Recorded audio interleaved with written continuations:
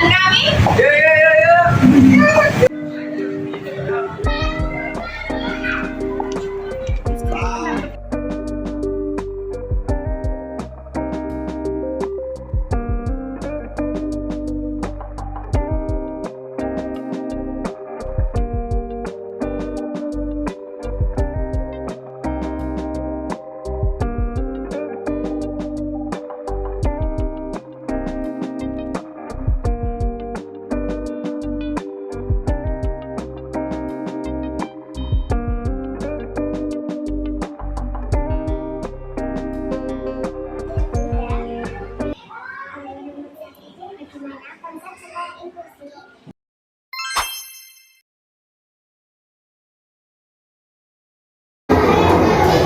Pelayanannya kami memulai siswa berkebutuhan khusus dengan PPDB-nya lewat jalur afirmasi disabilitas, dan atau bahkan ada yang untuk ABK itu ketahuannya setelah pembelajaran melalui jalur afirmasi disabilitas atau melalui biasanya curhatan dari guru kelas mengenai kecurigaan anak ini seperti ini, lalu dari itu kami melakukan identifikasi itu untuk mengenali kondisi anak. Dengan identifikasi, apabila menjurus ke anak berkebutuhan khusus atau terindikasi kuat untuk anak berkebutuhan khusus, kami melakukan asesmen diagnosa. Diagnosa itu kami bekerja sama dengan psikolog, jadi yang melakukan psikolog. Dari hasil asesmen itu nanti kami bisa digunakan untuk menerapkan pembelajaran yang sesuai dengan anak. Biasanya di asesmen itu disebutkan kekurangannya apa, kelebihannya bagaimana, minatnya di mana. Jadi kami menyesuaikan dengan kemampuan dan kondisi anak. Nanti kami terus menyusun asesmen pembelajaran. Apakah anak ini memerlukan bantuan, apakah anak ini memerlukan modifikasi, atau hanya sekedar akomodasi atau apa. Nanti kalau anak itu ternyata anak itu membutuhkan modifikasi, nanti kami melakukan modifikasi atau pembelajaran secara individual kah, atau seperti apakah, atau dia memerlukan program khusus. Kami juga ada program khusus, program vokasional, program khususnya seperti bantuan untuk pembelajaran diri atau bantu diri dan lain sebagainya. Seperti itu. Kami juga ada kegiatan klinik literasi, dan pelayanannya berupa klinik literasi dan numerasi. Klinik literasi dan numerasi itu biasanya untuk anak-anak yang kemampuannya itu sedikit di bawah anak-anak yang kelasnya misalnya belum bisa membaca. Kami memberikan bantuan untuk bimbingan membaca ataupun bimbingan. Pada umumnya kurikulum kami mengikuti kurikulum pada umumnya, ada yang K13 dan kurikulum merdeka, tetapi untuk anak berkebutuhan khusus kami menyesuaikan dengan kondisi anak. Apabila kondisi anak itu membutuhkan modifikasi, nanti kami akan melakukan modifikasi. Misalnya seperti anak untuk hambatan intelijensi, retardasi mental, atau anak dengan gangguan belajar yang spesifik, itu kami akan melakukan modifikasi, misalnya dengan omisi, menghilangkan beberapa materi atau menurunkan beberapa materi dari anak-anak yang pada umumnya substansinya materinya sama, tapi nanti beratnya akan sedikit berbeda. Misalnya untuk anak pada umumnya mengenal lambang bilangan 1 sampai 99.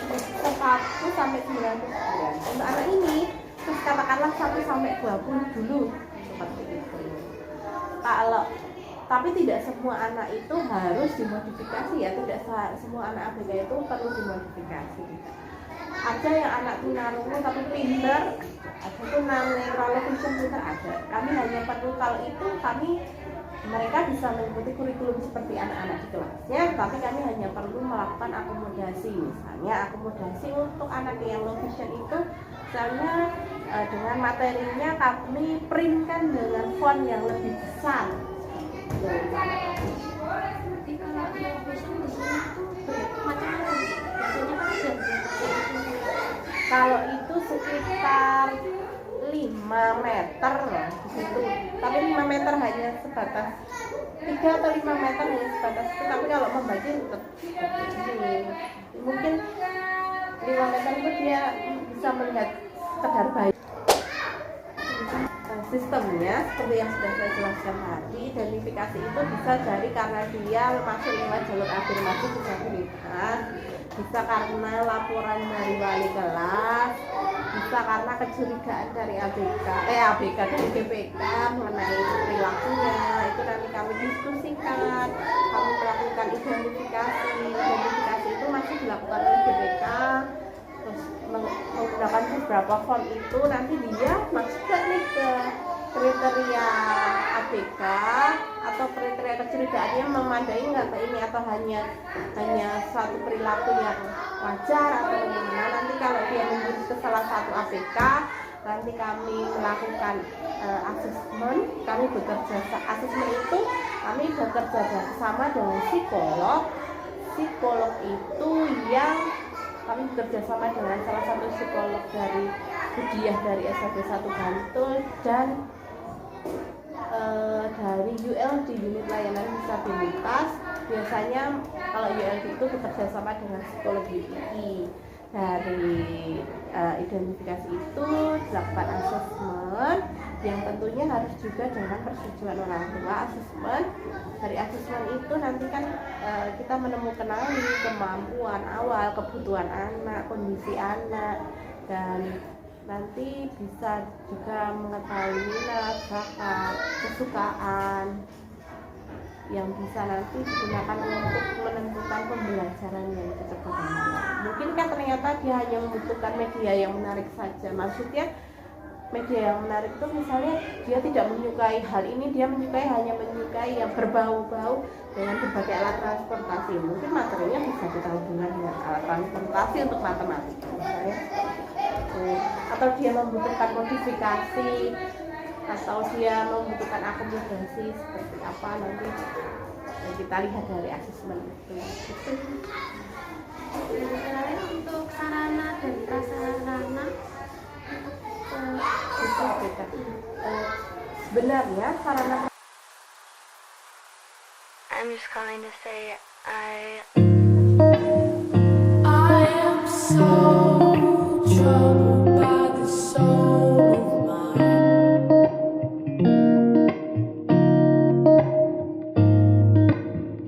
I've said those words so many I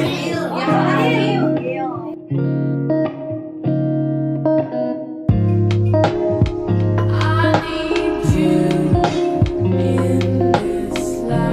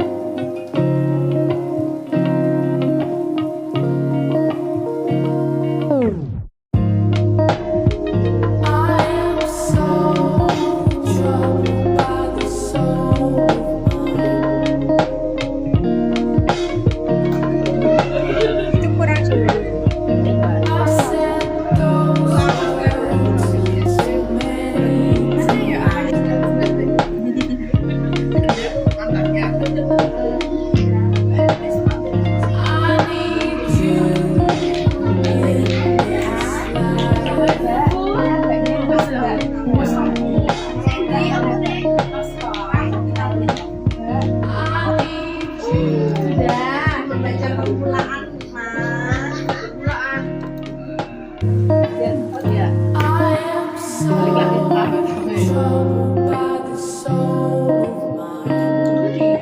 Kelasku tidak efektif ya, tidak bisa untuk biasanya disalurkan dengan import. Dadah.